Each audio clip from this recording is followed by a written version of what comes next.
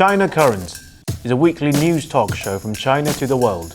We cover viral news about China every week and also give you the newest updates on China's cutting-edge technologies. Let's get started. Welcome to China Currents, your weekly news report on what's happening in China. I'm Lisa. In this episode, Trump threatens BRICS countries with 100% tariffs, which made Chinese laugh. China completes the world's largest gas pipeline with Russia. China launched first overseas atmospheric background station in Antarctica. BBC's Xinjiang-related fake news grilled Uniqlo in China. First, let's look at how Trump is going to tank the US economy. On the 30th of November, Trump publicly threatens BRICS nations, warning them against pursuing de-dollarization or creating a new international currency. He stated that failure to comply would result in a 100% tariff. Trump also claimed that there is no chance that the BRICS will replace the US dollar in international trade. And if they tried, it would mean saying goodbye to selling into the wonderful US economy. However, three key factors contradicts with him. First, in terms of bilateral transactions, according to a report by Russia's TASS news agency, the banking network of Iran and Russia were officially connected on the 11th of November, allowing users to use Iranian bank cards at ATMs within Russia to receive funds in rubles. The governor of the Central Bank of Islamic Republic, Mohammad Reza Farzan, stated, "We have entered into a currency agreement with Russia and fully removed the dollar. Now we only trade in rubles and reals." He also mentioned that the financial authorities of the two countries have agreed on exchange rate to be used for foreign trade transactions. At the 2024 BRICS summit, Putin also stated that nearly 95% of trade between Russia and China is settled in rubles and RMB. According to Reuters, in 2023, the bilateral trade volume between China and Russia reached $240 billion, hitting a new record. Second, in terms of cross-border payment system, multiple BRICS members are establishing new systems, each with the potential to replace the US-dominated SWIFT system. China launched its cross-border international payment system, CIPS, as early as 2015. As the end of September this year, 1,566 banks and financial institutions from 117 countries have joined the system. Notably, after Russia was removed from the SWIFT system, CIPS processed 6.6 million transactions in 2023, a year-on-year increase of 50%. Russia also at this year's BRICS summit introduced its BRICS Pay system, which employs a decentralized cross-border messaging system developed by St. Petersburg State University. In this system, each participant manages their own nodes, ensuring that no single country can impose extraterritorial control over another financial system. This decentralized framework is clearly fairer than SWIFT, which, although based in Belgium, operates under US authority, enabling the US to expel participants at will. According to the Tehran Times, Iran has also introduced a payment system called Shihab, designed specifically for financial cooperation with Asian countries like India and Pakistan. Shihab processes transactions in less than 2 seconds, making it one of the fastest payment systems in the region.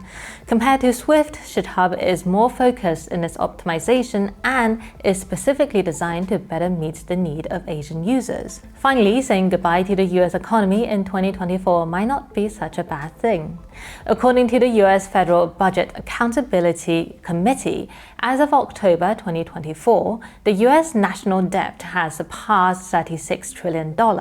The cost of servicing this debt is $82 billion, which makes up 14% of total federal spending for the 2025 fiscal year. And this is 1% higher than the US military budget. On the 27th of November, Elon Musk warned, "If we don't tackle the national debt, all tax revenue will go to paying interest, and there will be nothing left for anything else. If the issue isn't addressed, the dollar will be worth nothing." Chinese strategist Professor Wang Xiangshui further pointed out that with the debt crisis severely undermining international confidence in the dollar, Trump's ongoing threats to the BRICS nation with tariffs will only speed up the downfall of the dollar dominance. The BRICS countries are pushing for the de-dollarization because the US has weaponized the dollar by using it to sanction Russia, which has undermined trust in the currency. However, Trump's 100% tariff would only further weaponize the dollar and deepening the problem. Furthermore, maintaining the dollar dominance will only delay the inevitable collapse of the US debt crisis without addressing the root cause. The real issue lies in the last 30 years of deindustrialization, which has created a gap in skilled labor and shrinking domestic supply chain, making US manufacturing less competitive and, in some cases, incapable of producing certain goods. As a result, the US struggles with export and inflation, relying on continuously over-issuing currency to sustain an illusion of prosperity. Trump's proposal to revise the US manufacturing by raising tariff is also wishful thinking. At this point, whatever the US produces, BRICS nation can also produce. If BRICS countries respond to US tariff with their own, they can easily replace American goods with those from China, Russia, or India. Meanwhile, many US manufacturers rely heavily on Chinese suppliers, and domestic alternatives may not be able to meet the demand. Take electric cars, for example. Tesla has 4 factories around the world, and according to Inside EVs, the Shanghai Gigafactory has produced over half of Tesla's global output for the past 7 quarters. Tesla's Chinese partner Alcet reports that more than 90% of the parts of the Model 3 and Model Y made in Shanghai come from local suppliers, which really helps cut down on operating and management costs. This setup also supports the rollout of the upcoming $25,000 affordable electric car. However, if Trump slaps a 100% tariff on Chinese parts, American consumers might have to say goodbye to Tesla. On the other hand, the rise of China and other BRICS countries has been fueled by generations of skilled workers in assembly and contract manufacturing, sustained government investment in infrastructure that reduce business costs, and companies that thrive through innovation and trial and error in a competitive market. Trump's desire to undo 30 years of BRICS progress just shows his ignorance and arrogance. His previous tariff war on China resulted in over 90% of the cost being passed on to American customers. If he keeps using tariff as his main tool, the consequences are likely to be even more painful than before. If Trump truly wants to save the dollar, he should demonstrate constructive wisdom and sincerity rather than resort to destructive threats to intimidate other countries. Meanwhile, another collaboration between China and Russia will enable Chinese manufacturers to further reduce cost. On the 2nd of December, China's single largest natural gas pipeline, the China-Russia East Route natural gas pipeline, is now fully operational. Stretching over 5,100 kilometers, the pipeline is destined for Shanghai. As the coldest time of the year descends on northern China, the demand for heating is surging. Signed in May of this year, the $400 billion project involves a pipeline that will supply 38 billion cubic meters of natural gas annually, which is enough to meet the heating needs for 130 million households for an entire year. In addition to securing energy supply, the project plays a crucial role in China's green transition, as natural gas produces significantly less carbon dioxide and other pollutants compared to coal. With a target to reduce carbon emission and achieve carbon neutrality by 2060, China is taking significant steps towards sustainability. According to Chinese state media, the gas pipeline is expected to reduce carbon dioxide emission by over 160 million tons and sulfur dioxide emission by 1.8 million tons each year. According to the International Energy Agency, China is the world's largest importer of natural gas, with its demand projected to exceed 40% of global consumption by 2024. It also reveals that China's natural gas imports surged by over 140% between 2013 and 2019.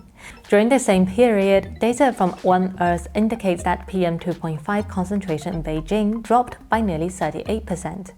Moreover, northern China is rich in sunlight and wind resources, allowing electricity generation in these areas to become less reliant on coal and other fossil fuel.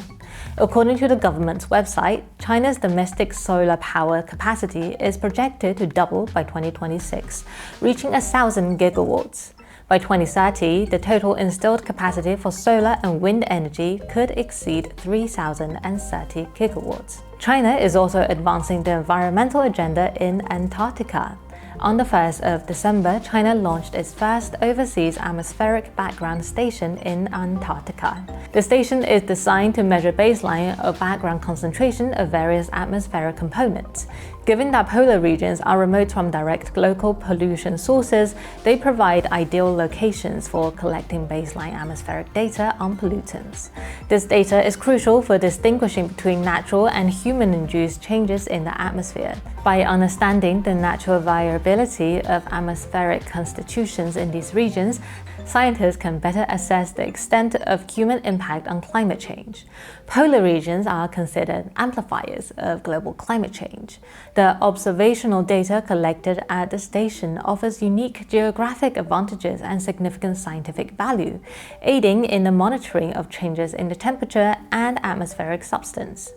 For example, the fluctuation data of the annual average concentration of PM2.5 is reflective of the long-term observation results of the atmospheric background station. It is also worth noting that 2024 marks the 40th anniversary of China's polar exploration. Moving on the 28th of November, the BBC produced a report titled "Uniqlo Does Not Use Xinjiang Cotton," Boss says, which swiftly thrust the Uniqlo brand into the spotlight of public outrage in China. The report begins by quoting Uniqlo's founder Tadashi Yanai's statement that China is a crucial market for Uniqlo, not just for customers, but also as a major manufacturing hub. Notably, Uniqlo retail locations in China have already surpassed that of its domestic market in Japan. Yanai even expressed optimism that the number of outlets could grow from the current 900 to 1,000 to as many as 3,000 in the future. However, during the BBC interview, which lasted about 10 minutes, the host abruptly raised a sensitive issue related to supply chain reform and human rights. Specifically, the question addressed whether Uniqlo uses cotton sourced from Xinjiang. Yanai responded with not using and reiterated Uniqlo's commitment to maintaining political neutrality, bringing the discussion on the topic to a close in 30 seconds. However, in its subsequent coverage, BBC chose to emphasize Yanai's response in Xinjiang cotton, and also included insight from Isaac Stonefish, CEO of Strategy Risk and former Asia editor of Foreign Policy, who stated not a single large company can remain politically neutral anymore, and suggested that Tokyo will continue to align more closely with the United States on this issue. However, the reality is much more nuanced than these reports imply. In a separate interview, Yanai explicitly remarked that efforts by Japanese fashion retailers to decouple from Beijing are unwise, emphasizing that the importance of China and its management of factories remains unchanged. Earlier in 2021, Yanai openly declined to comment on whether Uniqlo uses Xinjiang cotton. He explained that his aim was to maintain neutrality between the US and China, rejecting what he termed America's attempt to compel companies to plead alliance in these disputes. For years, Western media has frequently hyped allegations of so-called forced labor in Xinjiang, pressuring companies to take a stance and attempting to disrupt Chinese-related industries. A Chinese content creator found significant discrepancies in the wording between the English and Japanese version of the coverage of this interview. For instance, the Japanese headline is titled "Uniqlo's President's Goal and Prospects," while the English one focused on cotton. This approach not only destabilized global market and supply chain, but also detriments customers worldwide. Many netizens in China expressed dissatisfaction with Uniqlo and called for a boycott of the brand. Some comments suggest that Uniqlo's attitude and the statement made by Tadashi Yanai came across as arrogant. In response, Chinese Foreign Ministry spokesperson Mao Ning stated, "Cotton produced in China's Xinjiang region is among the best in the world," and emphasized, "We hope that relevant companies can eliminate political pressure and undue interference and make independent business decisions that align with their own interests." In the same interview, Tadashi Yanai also told the BBC that it is extremely challenging to replicate the success in China in other countries because it is easy to move factories, but it is extremely difficult to transfer years of experience. Of course, the BBC did not mention this in their report.